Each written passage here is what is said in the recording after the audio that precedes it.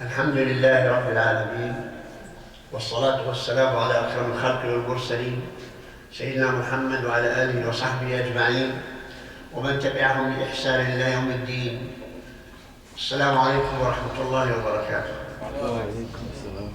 الحمد لله رب العالمين الذي خلقنا مسلمين، والحمد لله رب العالمين الذي خلقنا أصحاء معافين، والحمد لله رب العالمين الذي خلقنا عاقلين لنعقل كيف نعبد ربنا سبحانه وتعالى عبادة يرضاه ونحظى بمغفرته وبرحمته إن شاء الله. Say Amen. All praises and thanks be to Allah subhanahu wa ta'ala that He created us Muslims.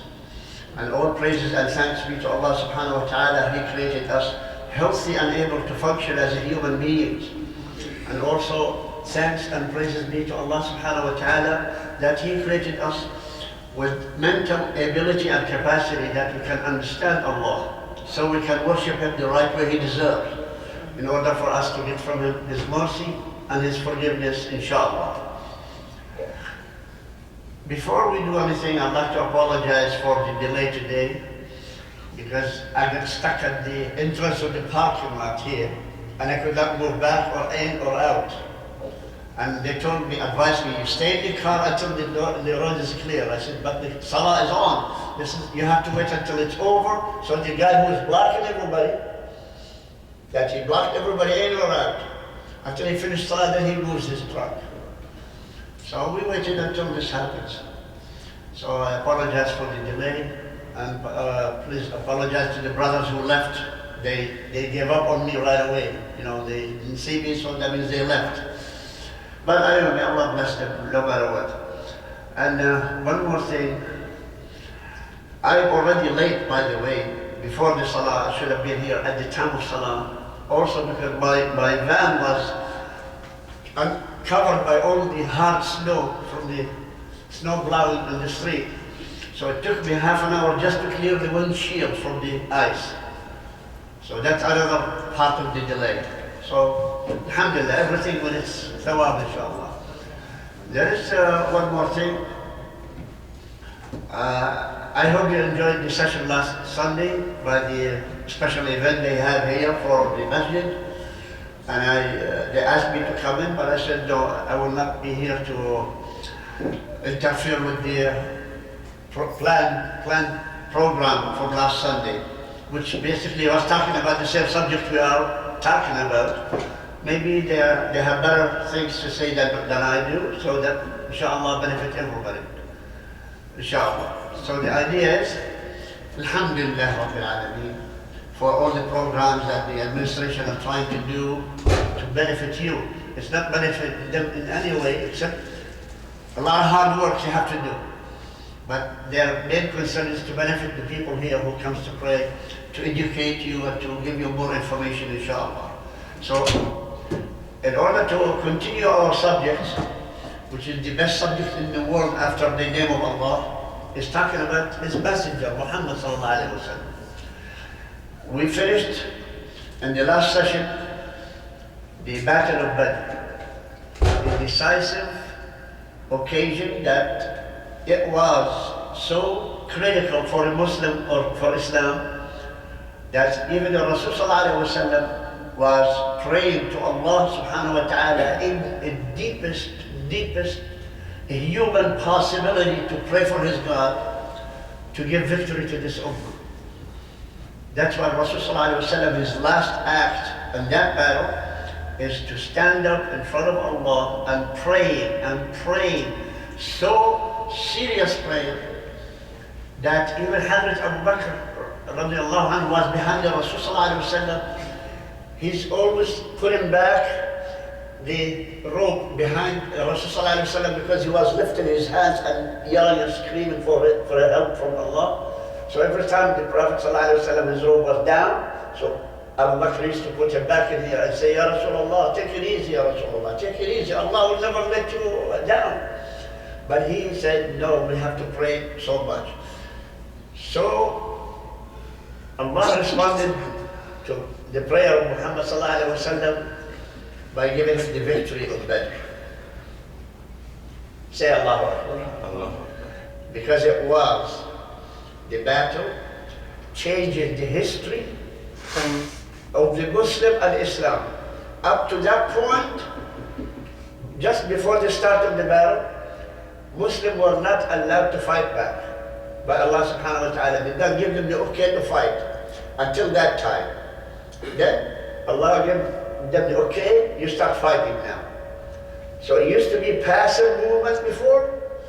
Now, after the battle, when the battle was over, the Rasul sallallahu alaihi wasallam mentioned something. He says, we used to be invaded before. We used to be punished before. Now it's our turn. Now, from now on, we will start attacking whoever our enemy is, and we will defend ourselves better than before. And they got rewards in different ways. After the Battle of Badr, listen to what the rewards were. First, the people who participated in this battle from the Muslim, now they have more confidence that we can do it. We can fight back. We can stand on our own feet instead of being hiding from the kuffar all around. That's one. Second, now Quraysh will think 100 times before they start attacking another time. Number two. Number three, the heads of evil of Quraysh, majority of them, 70 of them, got killed in that battle. All the heads of Quraysh, those top-notch warriors, fighters, they got killed in Battle of Badr. One more. The top evil two people in Mecca were among the dead. One of them is called Abu Jahl. Everybody knows what Abu Jahl's role was all through the Islamic da'wah. With him, the most evil, underhanded person also. His name is Uqba ibn Abi Mu'ayyid. This man, he is the one behind every little details.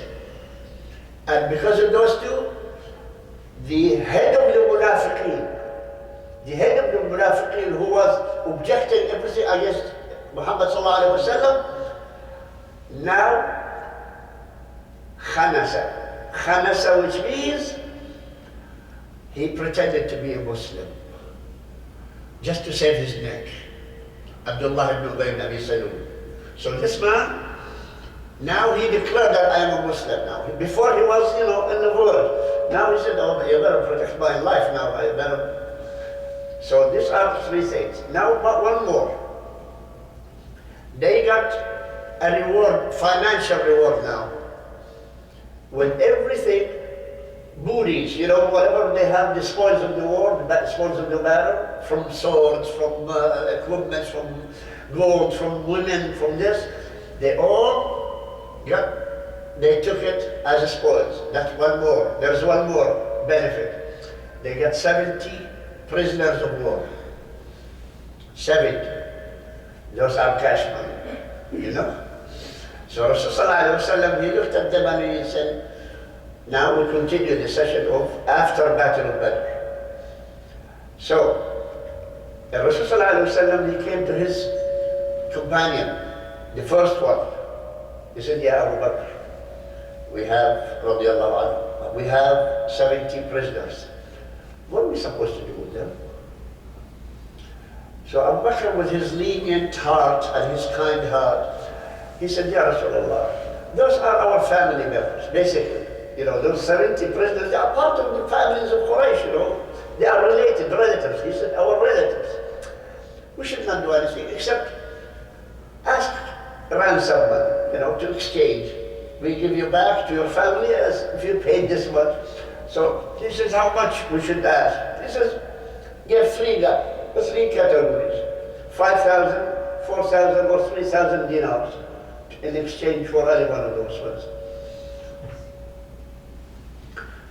So it depends on the position of that person, that prisoner, how important that man is. He says, okay. Now, Ya Umar, he asked Umar now. Amazing. Umar, Ya Rasulullah, We should chop their heads, to show the world that now we can stand on our feet, and those are the people who hurt us the most. Let's chop their head. But the Rasul sallallahu alayhi wa sallam, thank you, barakallahu, mashallah, get bigger, barakallah, thank you. So Rasul sallallahu alayhi wa sallam, he tended to be more kind, So he took Abu Bakr's advice. He did not take Umar's advice. Imagine, the first thing came from Quran revelation. Listen to this. Allah subhanahu wa ta'ala revealed Quran for Muhammad sallallahu alayhi wa sallam, saying, "Ma kana للنبي والذين آمنوا معه أن يتخذوا أسرى." It means the Prophet and the believers should not take prisoners of war. They should kill them. So Allah took the side of Hazrat Umar.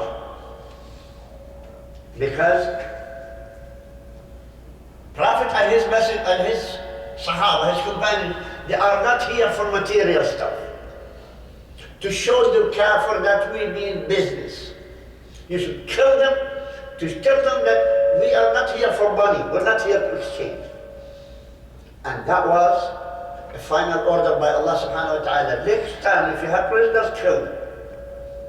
Which means, the order of Allah subhanahu wa ta'ala, he said, because you are looking for material things, this is not the job of a prophet and his believers.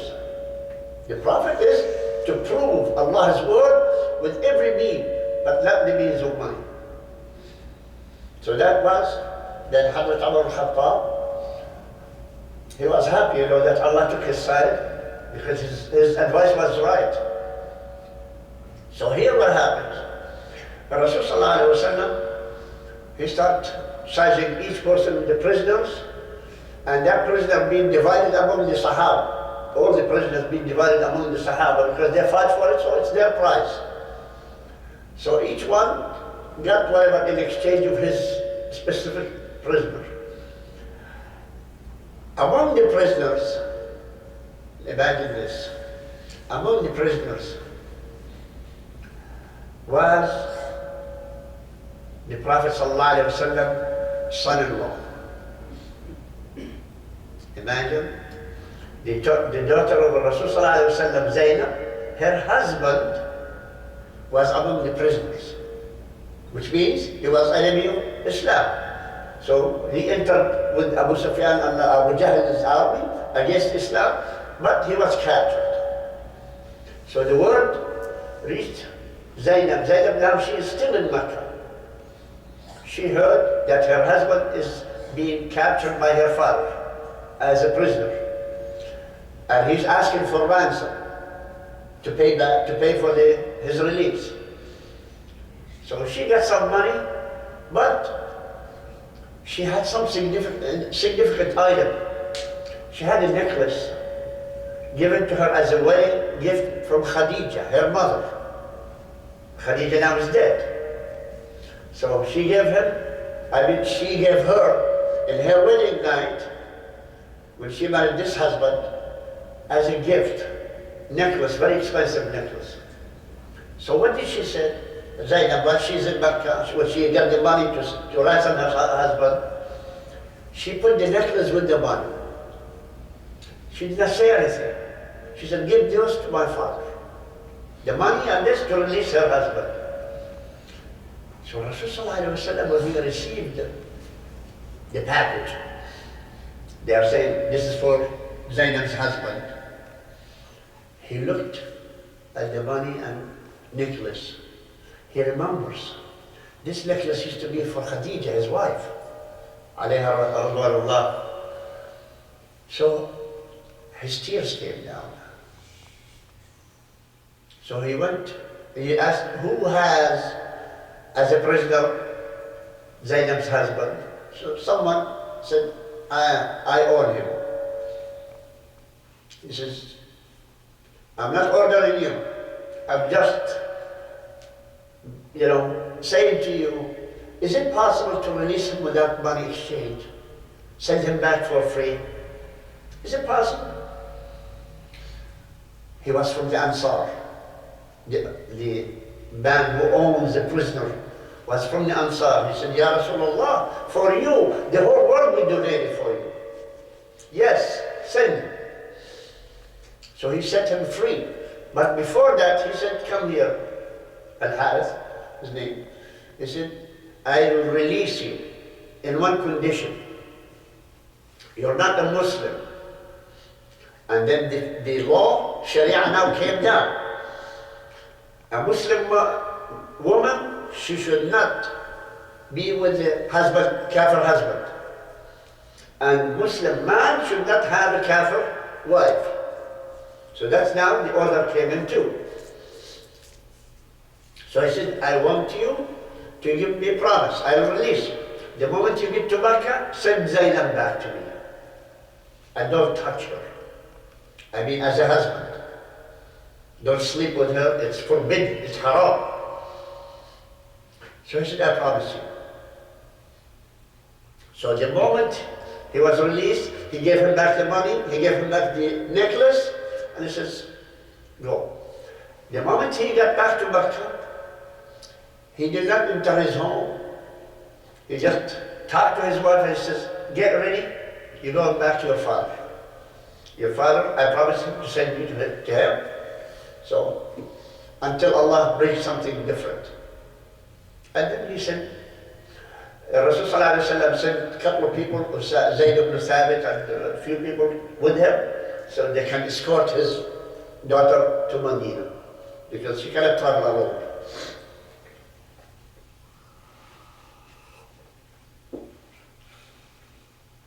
So he did. He honored contract with the Rasulullah and he sent them back.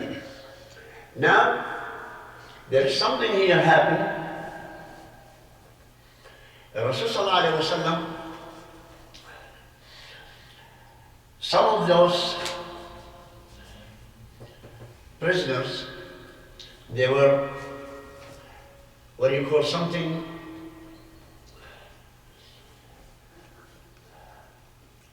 some of those people are wanted, dead or alive. So Rasulullah, he assigned certain people to do the killing of those people, the prisoners, the one who was prison, as prisoner of war. So what did he do? Rasulullah,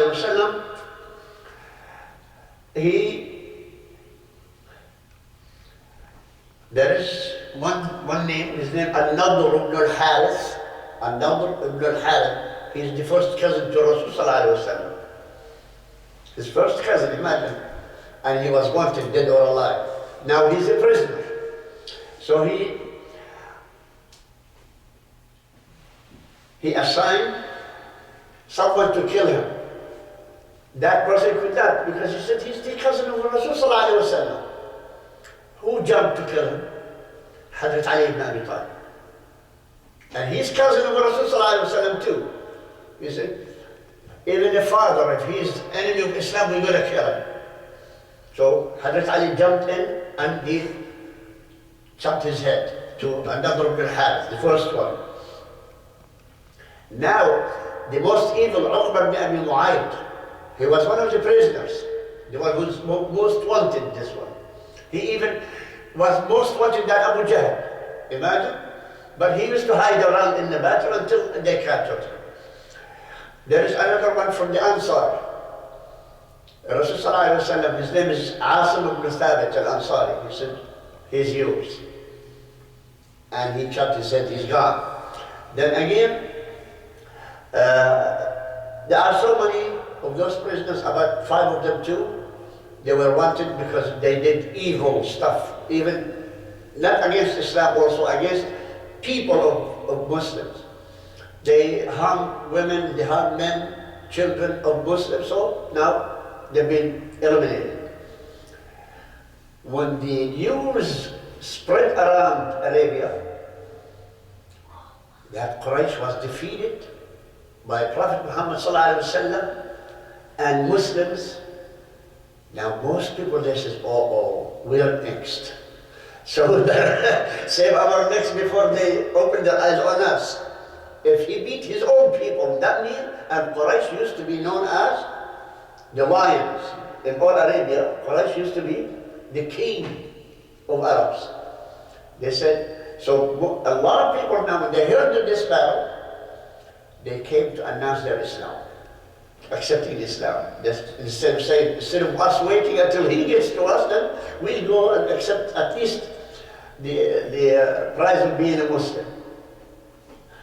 So here comes in, a lot of them accepted Islam, and they are more support. They are from outside Medina. Some of the inside Medina also, they were not Muslim before, now they accepted Islam. And there was, during the battle, listen to what happened this. When Rasulullah prepared the 312 people to go with him to Badr, supposedly Uthman ibn Affan radiallahu anhu was supposed to be among them. His wife, which is the daughter of Rasulullah Ruqayya, her name was Ruqayya. She was really sick. So he said, Ya Uthman, stay with your wife. He said, but I have to come with you for jihad. You know, this is the first time we're going for jihad. He said, no, I'm ordering you to stay with your wife, and you will get the thawab, the reward by Allah, as if you are with us. And also, whatever we get, spoils of the war, you get to share, as if you are with us. Because the Rasul forbid him to come in. So he stayed. So when they finished the Battle of Badr, he sent somebody for the good news to people of Medina. The Rasul to give the good news. Hey, we have victory in Badr, we defeated the Quraysh, and so on. But the moment that announcer who reached Medina, that is the moment when Uthman ibn Affan radiallahu anhu and a couple of Sahaba, they finished burying Ruqayya, the daughter of Rasulullah. Imagine how the Rasulullah, he saved one daughter coming from Mecca, and the one with him, which is in Medina, she died. So Rasulullah, as soon as he got to Medina, they told him the news. So he went to the grave and prayed for the daughter. And he looked at Uthman, broken-hearted Uthman. He's a very, very, very delightful person, very shy person. And he looked at him and says, Ya Uthman, would you like to marry my second daughter, Kulthum? What's her name? Kulthum. So he said, Ya Rasulullah, he said, no, you're not staying without being married, without a wife. So imagine, all this came in right after he got to Medina. And he said, okay, you're marrying my daughter, Ruqayya, I'm giving her to you in marriage. So he married Ruqayya. Why? Because the children also that are involved, the children of Uthman and Ruqayya, so he gave her Kulthum, at least she will be next to the mother. So that's another event for Rasulullah when he comes back. Now, while his absence, some of the Yahud, the Jews, and the Munafiqeen in Medina, they were left out. They are spreading rumors. And they are also leaving around to encourage other tribes to invade Medina while the Prophet ﷺ is out. So they were instigating some kind of destruction to Islam in Medina. Those are tribes called Qaynuqa, which means the name of the tribe, of the Jewish tribe, is called Qaynuqa. Before the Rasulullah left Medina to this, he had an agreement with them, a pact. They wrote down an agreement. Do not help anybody who is our enemy. Do not cheat us. Do not deceive us. Do not spy on us. They did the opposite. So the first act of Rasulullah, when he went back to Medina, all the Jews from this tribe, never ever put your foot in Arab land from now on. Exile. And he pushed them down to Syria, to Sham. Not Syria down, Sham, it used to be containing 4 major countries now. Syria, Lebanon, Jordan, and Palestine. This used to be called Sham. and it was under the Roman rule. So this tribe was evicted from Arabia, from Medina, from anywhere in Arab land, Arabia, and when they left, also whatever they used to own, the Rasul ﷺ took all their properties, all this, and distributed among the Muslim Jews. So that was the first act. Then again, there is something happened. Who was the leader? Was with the caravan that Rasul ﷺ was intending to go and capture it. Abu Sufyan, you remember? Abu Sufyan, the caravan of Abu Sufyan, but he escaped. He was smart enough to escape the capture by Rasul ﷺ, so they evaded the road, and that's why Rasul ﷺ stuck with the place called Badr.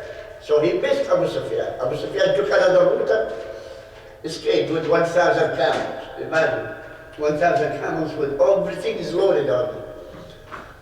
So as soon as he heard the news that Rasul ﷺ is camping in Badr, he sent a messenger to Mecca. That's why they got the army to come in. So the Battle of Badr happened because Abu Sufyan, he's the one who ordered them to come and fight, to save his caravan. After Badr, again Abu Sufyan, he could not understand, the defeat. He could not accept the defeat. So what he did,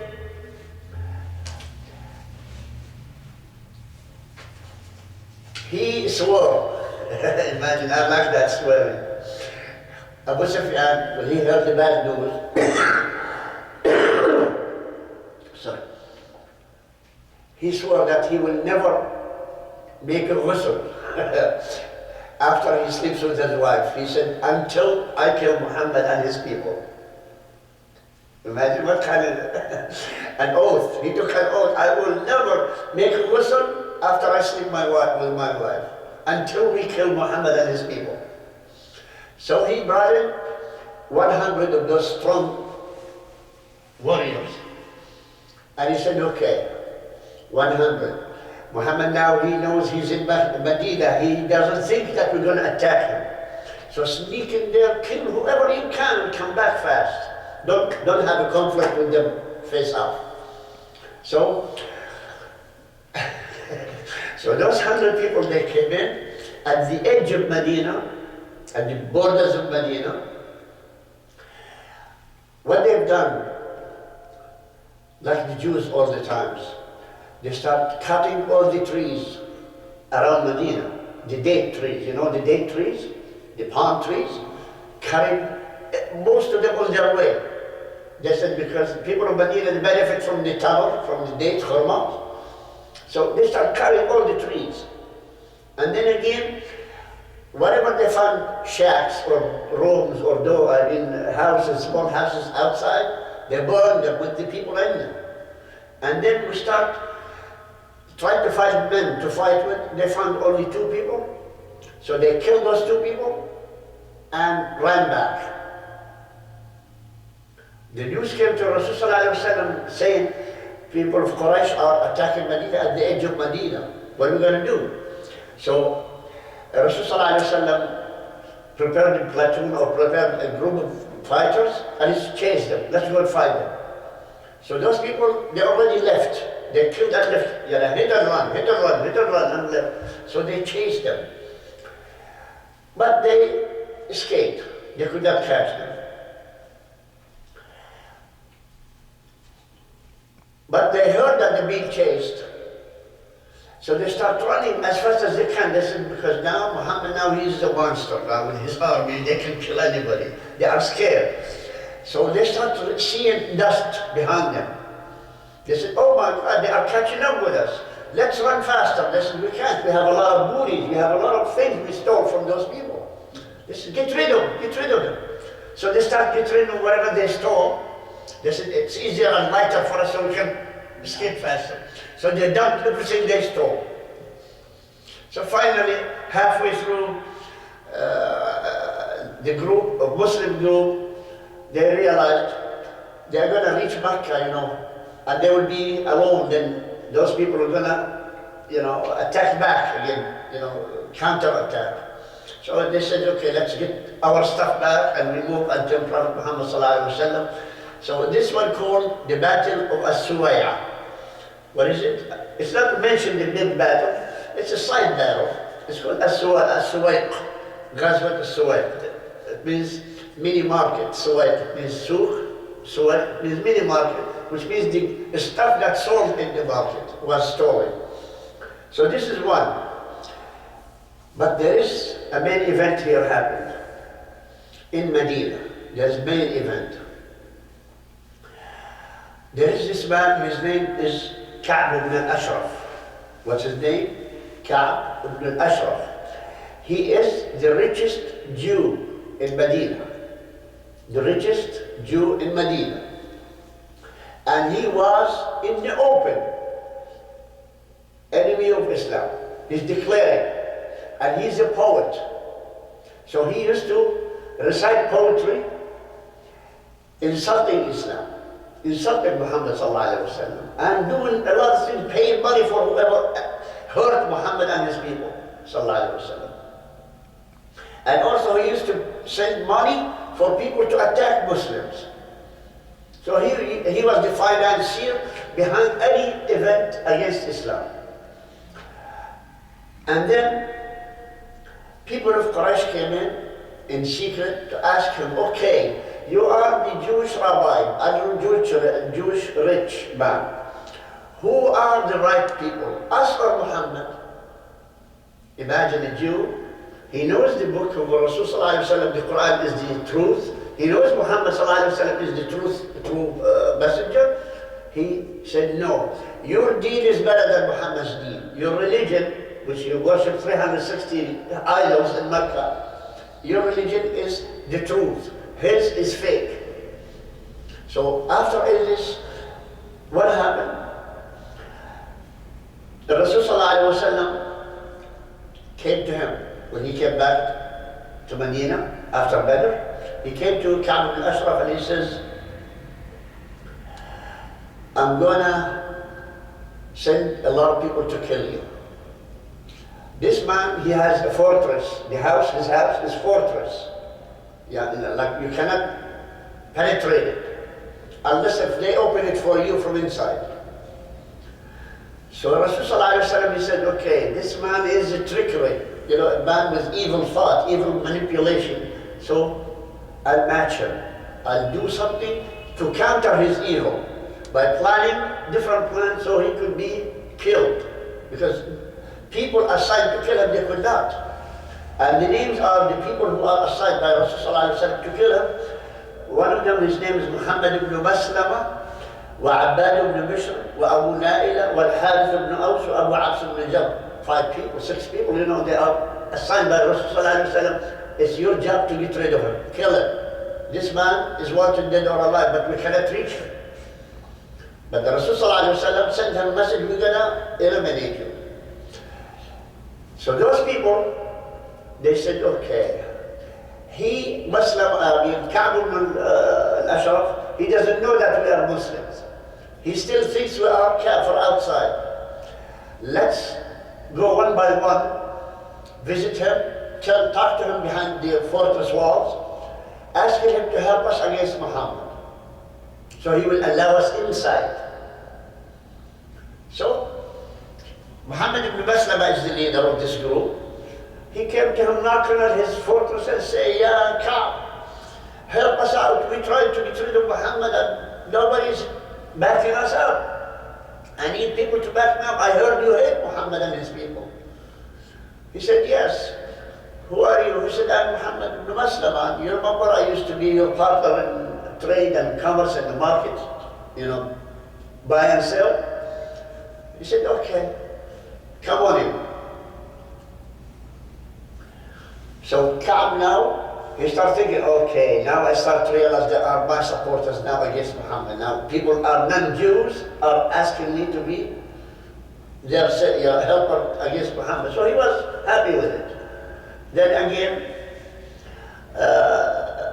Muhammad ibn Maslama asked him, okay, we need food and money. So he gave him food and money at the door, but he didn't allow him in. Then later on, again, Abu Naila, the next person, he came and said the same thing. He says, here's money and food. Again, the other person, that's 14 nights they are back and forth to him. 14 nights. Every night they come in secret. Knock on the door, yeah, come. We need help. We need this against Muhammad. So finally, one of the claims that Abu Naila asked him, he says, I'm going to have more people to come and see me, to join me with you against Muhammad. But they are coming with their weapons to show you, are these enough weapons? Imagine, what a trick. They're going to come with their own weapons to show him, is this enough to kill Muhammad with? Imagine. So he said, but we cannot see them outside because they don't want to be known. It's night time. We need them in hiding, in secret. So he said, okay, let them come. So what happens? He started feeling, now I'm an important man now. I'm going to have my supporters, my army.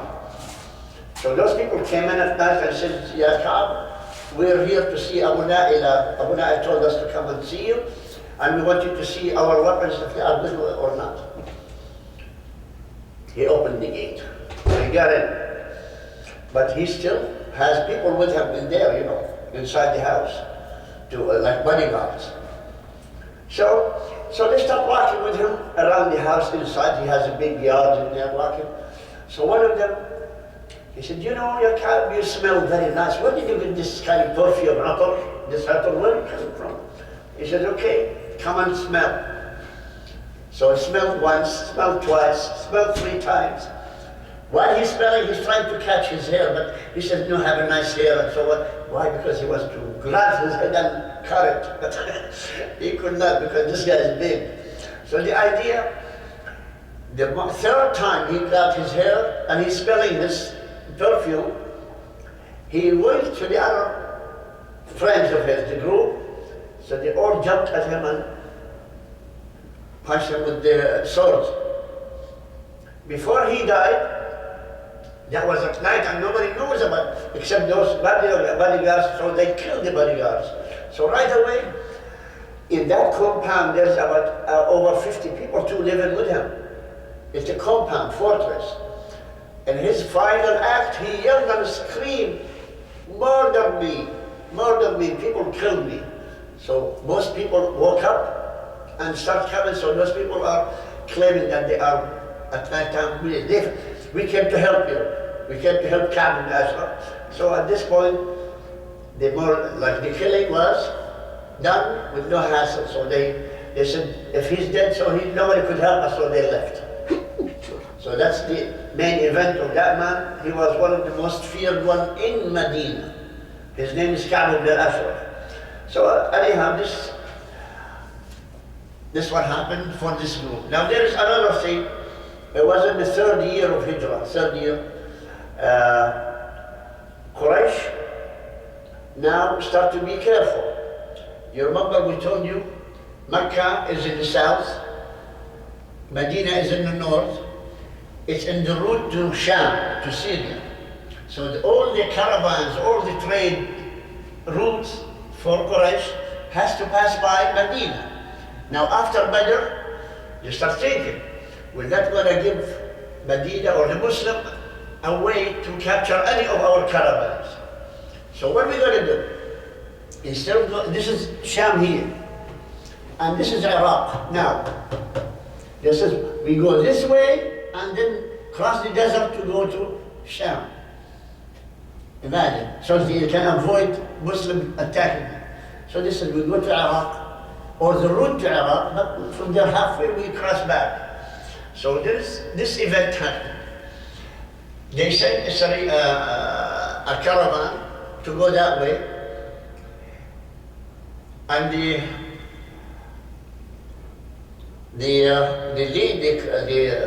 leader of that group, the leader of the caravan, his name is Safwan ibn Umayyah, one of the Abu Sufyan family members. So Rasulullah ﷺ heard this new route. So he said, Ya Zayd, Zayd ibn Haritha, you remember Zayd ibn Haritha? So he said, Ya Zayd, take 100 riders with you, 100 fighters, and intercept that one. Catch up with them. So they are camping in the place called the monkeys. Al-Qirada. The place was called the monkeys place. There's a lot of trees and there's a lot of monkeys, but that's why they used to call it monkeys place. So they were camping, happy, nobody knows about them. Then suddenly they saw those 100 Muslims attacking them. So here again, they killed a few of them because they stopped fighting. They killed some of those guards, fought for them, and then they took the whole thing back to Medina as the first complete spoils taken by Rasulullah's Sahaba, by the Sahaba of Rasulullah. So now, this one was the most reason to hurt people of Makkah the most, because total amount of money, total amount of stuff, the largest amount of money and stuff captured by Muslim in this route. So it's called again Ghazwat al-Qirada. Al-Qirada means the monkeys at campaign. So here, up to this point, we're going to take a break. So I can also pray Sunnah. I did not pray because I was hurrying before you leave. Alhamdulillah. And after that, inshallah, we'll give you a chance to relax a little bit. Barakallahu fiqh.